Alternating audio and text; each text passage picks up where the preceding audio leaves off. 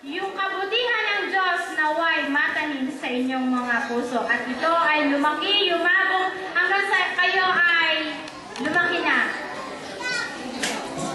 Ready na ba kayo? Okay, palukpakan natin ang Panginoon sa buhay ni Pastor Isaiah Banda. Amen. Iboto niyo po akong kapitan. Biro lang po. Yan, dumudulas. Magandang umaga sa inyo mga bata.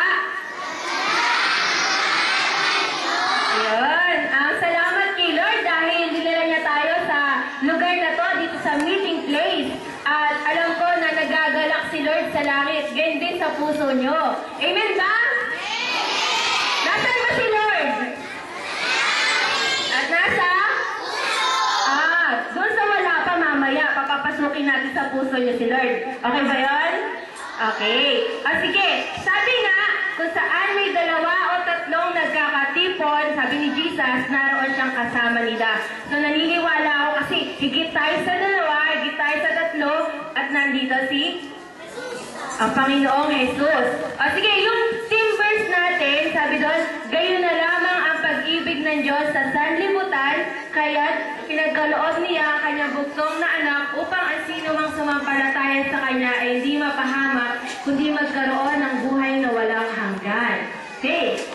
Ngayon mga bata, sino gusto ng kwento dyan? Ayan. Sige, may kwento ako. Makinig kayo mailigi ha. Madrama tong kwento ko. Ngayon daw, may isang bata. Itong batang to, nakatira siya sa tabi ng dagat, parang sa bagak may dagat.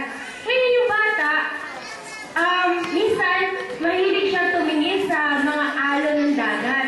Ngayon, habang tumitingin siya, sabi niya, gawa nga kaya ako ng kahoy na bangka. Sabi niya ganyan. Sino dito gawa-gawa ng papel na bangka? Diba? Pag nilagay natin sa tubig, ano nangyayari? Babasa at nasisira yung papel. So yung bata na to, gusto niya gumawa ng kahoy na bangka para pag nilagay niya sa tubig, hindi siya masisira. So itong bata, gumawa siya. Gumawa siya ng kahoy, inukita niya ng maganda. Ngayon, sabi niya sa bangka niya, gusto ko itong subukan. Ngayon, dali-dali siya, pumunta siya sa dagat. At dinalagay niya doon sa tubig. At nakita niya, tumatuwa yung bata. Nung nakita niya yung barko niya, yung bangka niya, na lumulutang papalayo. Sabi niya, success! Parang ang ganda ng bangka ko. Kaya lang, hindi niya napansin yung alon. Na namalayo na yung bangka niya, tinakay ng alon yung bangka niya na kahoy. At unti-unti itong lumubog. Ngayon nalungkot yung bata. Wala siyang magawa kundi umuwi ng bahay at matulog. Kumain, matulog. Ngayon, lumipas yung maraming panahon, maraming araw, na masyal yung bata sa bayan. Ngayon, habang naglalakad siya, ay maraming tindahan. May tindahan ng damit, may tindahan ng mga sapatos, may tindahan ng mga laruan. Ngayon, doon sa isang tindahan, napadaan siya, tindahan yun na may salamin. At doon yung mga iba't-ibang uri ng bangka na kahoy. Ngayon, napatitig siya. Parang kilala ko yung bangka na yun Parang akin yun isip-isip ng bata. Ngayon, na ginawa niya, pumasok sa siya loob ng tindahan. At kinausap niya yung may-ari. Sabi niya, Manong, akin po yung bangka na yan. Ako po yung may gawa niyan. Pwede ko po bang kunin at iuwi sa bahay? Sabi ng Manong, hindi pwede. Ngayon itong bangka na sa akin, kailangan mo itong bilhin. Ngayon nalungkot yung bata. Sabi ng Manong sa kanya, sige, ganito na lang gawin mo. Mag-ipon ka ng pera, pagkatapos, balik ka sa akin para mabili mo yung bangka. Ngayon yung bata, umuwi siya. Hindi siya malungkot, masaya siya.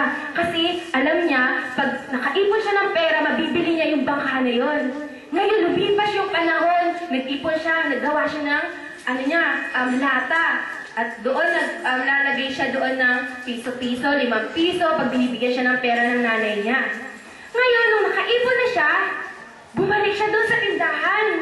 At sabi niya, Manong, ito na po yung pera, pwede ko na pong bilhin yung ang barko ko na ginawa. Sige, sabi sabi ng manong. Mabuti, bata, sabi niya ganon. Sige, ito na ang bangka mo. Sabi ng bata, pauwi siya. Alam mo, bangka, 2 beses ka naging akin. Una, nung lilikha kita. Pangalawa, nung binili kita. Tayo kaya, kay Jesus. Sino dito ang minsan napapagalitan ng nanay kasi nagsisinungaling? Ay, kinuha mo ba yung piso sa lamesa? Sabi ng bata, hindi. Sino minsan dito napapagalitan kasi ang inawan niya yung kapatid niya? O, di ba? Marami tayo.